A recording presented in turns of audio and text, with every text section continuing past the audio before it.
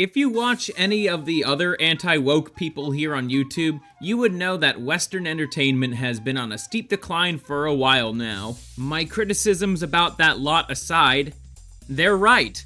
Most movies and shows put out by Hollywood, especially from long-running franchises, flop and audiences are tired of being preached at. That's all I really agree with them on these days, because I think many of them are fucking hacks in their own right. If you ask me, the biggest thing that the woke era of entertainment will be remembered for is the dogshit political commentary and political satire. And I would argue the latter has taken the bigger hit here. There is no more subtlety, subtext, or any bit of cleverness. It's all overt, ham-fisted, cringe and gay, and only plays into current-day paradigms and morality. If you're looking for the perfect example of this, that would be South Park. Its most recent season has basically just been rehashed jokes from 2016 that were tired out the second time they were spoken. Some shows have decided to avoid adding political humor, or if they do, it's about previous eras. American Dad is a great example of that. The previous season was pretty funny because it did not touch upon modern politics, and the new season seems to be going in the same direction. But as the world gets crazier, I actually expected Matt and Trey to have some pretty cutting-edge commentary on the bullshit that's going on in modern-day society. There have been several things the South Park creators could have talked about in 2025 and not do the stupid Trump storyline. However, they don't want people to actually think anymore. It's also clear that studio meddling is the reason why the season turned out the way it did, because if you watch the original trailer for it, it was gonna have a lot more different episodes. They were gonna talk about the P. Diddy thing that happened as well. Honestly, that season of South Park showed that Matt and Trey are just cowards who are behind the times. But this is not a video about South Park. There has been quite the rise of right-wing indie animators. The most popular one I could think of is Flashgits, and they've been making cartoons for years. But today's video is about Emily Yukis, another animator who has been making cartoons for years. She is not scared to make fun of the current political climate in a way that appeals to those with sanity and a sense of humor. Those old Alfred cartoons are absolutely fucking bonkers, and I mean that in a positive way. In an ever more absurd world we're living in, Emily knows how to take its absurdities and just rip on it.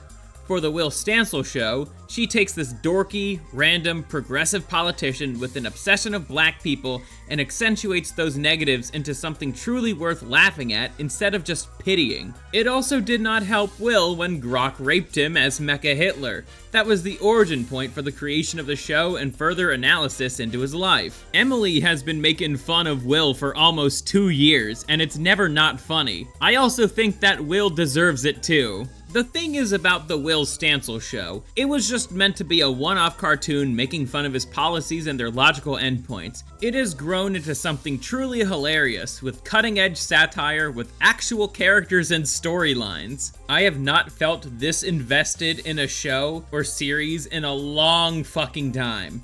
But every time a new episode comes out, I can't help but wonder, what silly shenanigans is Will Stancil and Jamal gonna get up to today? And I also eagerly wait for new episodes like I do with World of Warcraft expansions. I'm not the only one who feels this way about the Will Stancil show either. They're not autistic, so they could show a bit more patience than I can. But man, it is one of the best examples of meme magic in recent times I could think of, as it spread like wildfire. At this point in time, it has been mentioned quite a bit on mainstream news, most notably on C-SPAN. Granted, it's no Wojak regarding recognition, but to deny the spread of the show across the web tells me you're retarded. The reason why it's able to have the cutting-edge satire I mentioned earlier is that the Will Stancil show is made with AI, but it also has someone who knows how to make cartoons at the helm of it. Emily has been making cartoons for around 20 years. She has the experience needed to cleverly edit scenes together,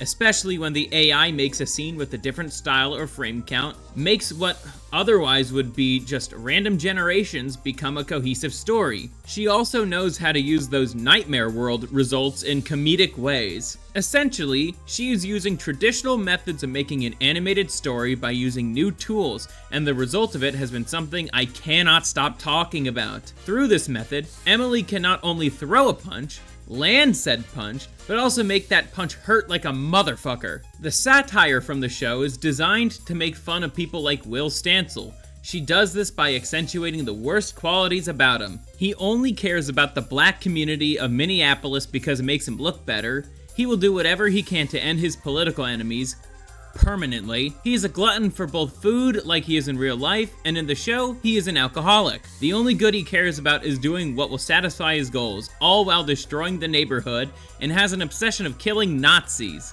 The funny thing about that part is that with the powers Grok gave him, he becomes a Nazi, cleaning up the streets of Minneapolis, becoming the very thing he hates. I'm gonna throw a bit of a curveball here in this video.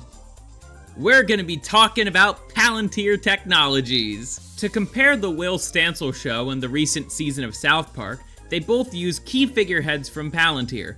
For the Will Stancil show, it's Alex Karp. For South Park, it's Peter Thiel. The way South Park tries and fails to mock Thiel is to make his character just another way of saying Trump bad by making him obsessed with killing the Antichrist.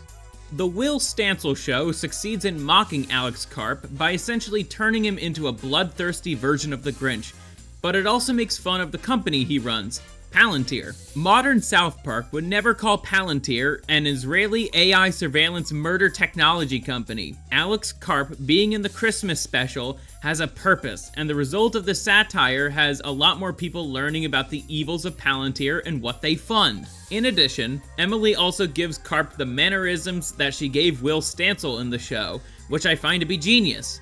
They are both narcissistic, vindictive, sloppy eaters, self-righteous do-gooders, and most of all, big-time haters of Nazis. That just adds another layer of depth to his character and makes both Will and Alex's antics all the more hilarious. The parody song of You're a Mean One, Mr. Grinch is the cherry on top. Going back to meme magic for a bit, there are a lot of lines that are very quotable that I personally just blurt out at random moments of the day when I'm doing stuff for the channel. Here are a few of my favorites. Nothing like getting some brewskis with a good friend after a long day fighting fascists on X.com. God, I love black people. I'll always fight for you, Jamal, no matter what. That's what's up. This looks like a job for Will Stancil. It's okay, ma'am. I have a Black Studies degree. What? Ugh, fascists. Fucking fascists everywhere. Fascists. You want a ratio, Will Stancil? I'll show you a ratio. Don't touch that, Jamal! I have that saved! These gosh darn Nazis are out of control. The rise of the Stancilwaffen is nearly here. Hey! Look at his clothes! This guy's a Nazi! Somebody's gotta do something! And that somebody is me. I'm gonna find this Nazi monster, and I'm gonna end him. Permanently. Right this second, the pollution from AI data centers is killing black communities in my hometown of Minneapolis. And as someone who has ran for House of Representatives in Minneapolis before, I plan to run again and make my campaign this year focused on banning AI and keeping the city safe. Looks like we really cleaned up this city, Jamal. It do be looking like that, Mr. Stancil. Somebody finally did something. And that somebody was me. Will Stancil, the most raked man alive. Don't touch those tacos, Jamal! Whoa! Sorry, babe. I've got work to do. Oh. Well, let me try and enlarge your vocabulary, Mamacita. Looks like there's some fascist maniacs on the loose, Consuela. What's happened? Where are you going? Sorry, babe. I have work to do. But Will, I need you. So does Minneapolis. Hasta la vista, baby. Save yourself, Jamal. I don't want to see another black man go to jail.